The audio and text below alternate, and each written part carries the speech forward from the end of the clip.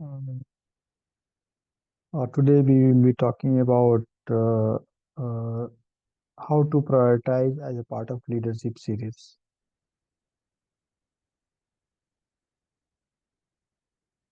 To be effective, we need to know how to prioritize. That's why we saw you a really great tool for organizing information and communicating effectively. To make sure that you are focused and working on the right things that deliver the best results. As we push our teams to succeed, we risk being overwhelmed by many challenges we faced and by temptation of too many challenges that lie just before beyond our grasp. If only we had more time in a day. Well, we do not. So we need to recognize that time in scarce resource for the modern day leader, and we need to make sure that we use that as effective as possible. We need to use our communication skill to make sure we are constantly in tune with our team and our reality and make sure that we are focusing our efforts on the most important areas so that we can get the best results in the shortest amount of time.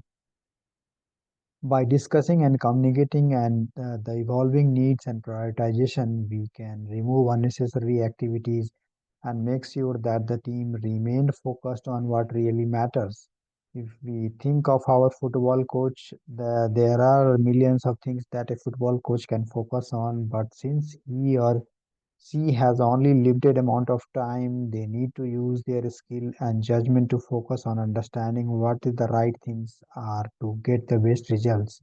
You might have heard of something called the 80-20 rule, sometimes known as Pareto rule, and this is named after the Italian economist Vilfredo Pareto.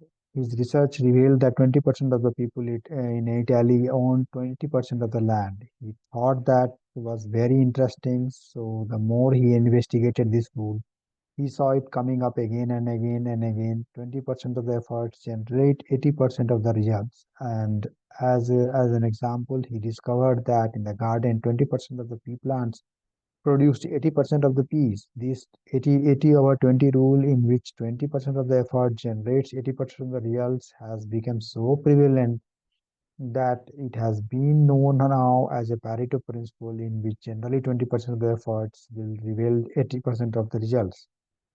So the skill lies in identify what are those 20% of things you need to do to get those big returns, which if we discussed the key point as a leader is to recognize that we do not have enough time, so focus on what matters, and we have really simple tools that you can use to help you prioritize. In the prioritization framework, there are four areas in front of you, and they are aligned accordingly to the two basic concepts. If something is urgent and non-urgent, and something is important or not important, and that presents the green and the grid is in front of you. Now, what we need to recognize is that we can use this grid to help us prioritize our tasks, because I understand that you probably lie awake on Sunday night thinking, oh my gosh, I have so much to do this week. And then as you start to think about the things that you need to do this week, you start to worry about the things that you need to achieve this month, which then makes you worry about things you need to achieve this quarter and this year, and then maybe even this decade, and it all gets extremely overwhelming.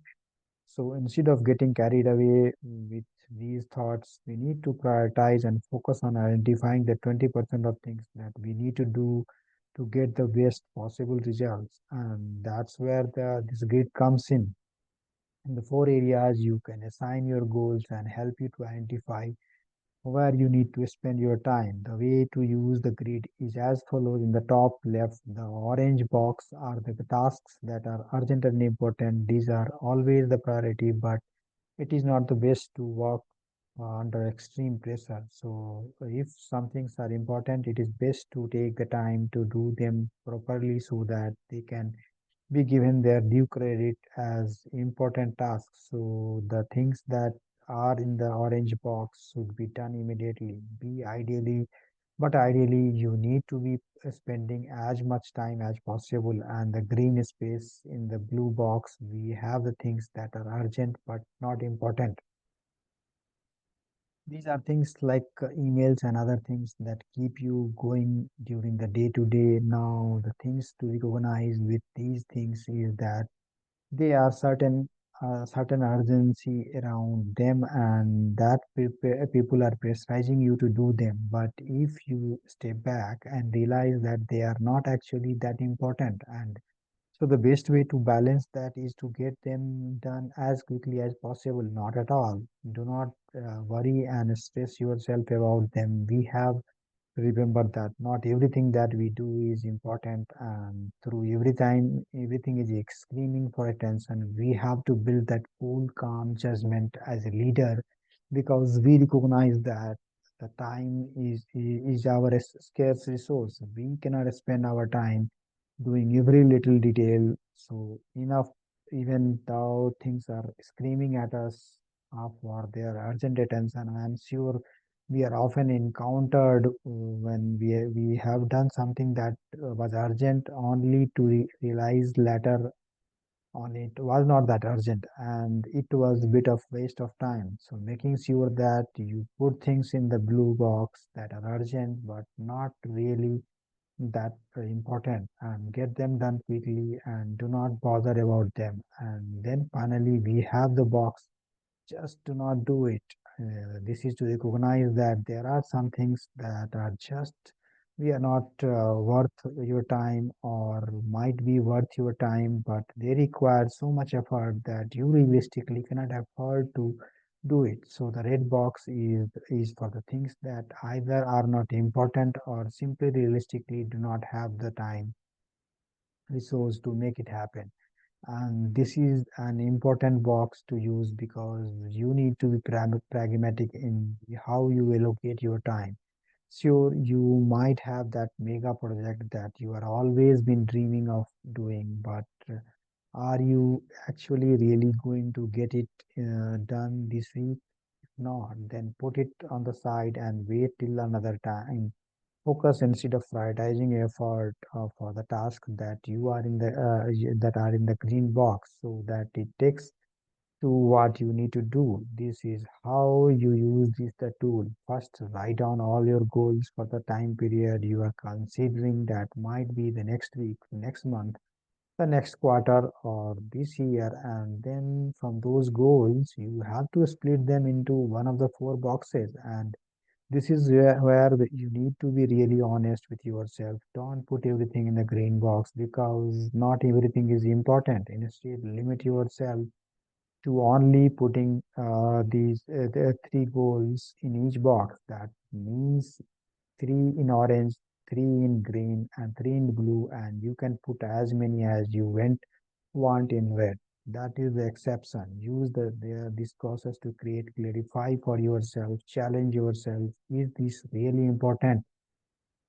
Does this really matter? Do I really need to do this? Is it urgent? And use the framework to guide you to allocate them, so that by the end of you will have agreed in which there are three goals or less in the orange, and the green and then the blue. And then in the red, you will be able to discard some of the goals that you realize are either not important or urgent, or possibly to achieve in the time frame that you are considering. So where do you go now? Start with the orange box. These are the most urgent and important tasks. They need to get done straight away, and then they really matter. So do not waste time thinking about it. Just get it done. Once you are done, then focus 80% of your time on the green box, and then the 20% on the blue box. And forget about red.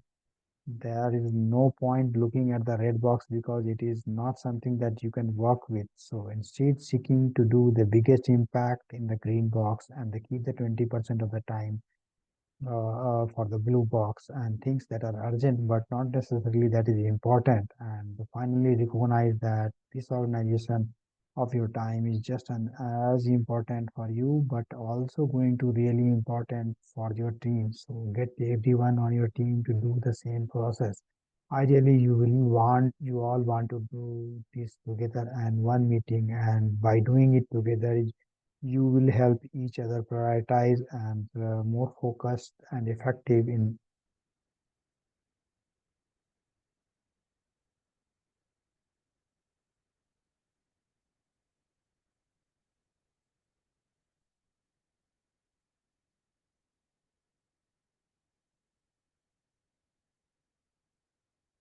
So in summary, what have we learned in this module? We have learned that time is most precious thing that the leaders has. A Napoleon family famously said was space. We can always recover, but our time never. Step two, prioritize your activities regularly and make sure that you are focusing your team's activity, not just about you, and making sure you are the best to use your time. You are also the responsible as a leader to organize your teams to prioritize. Don't just mindlessly follow the process. Challenge them to find the best performance by focusing on the task that really matters.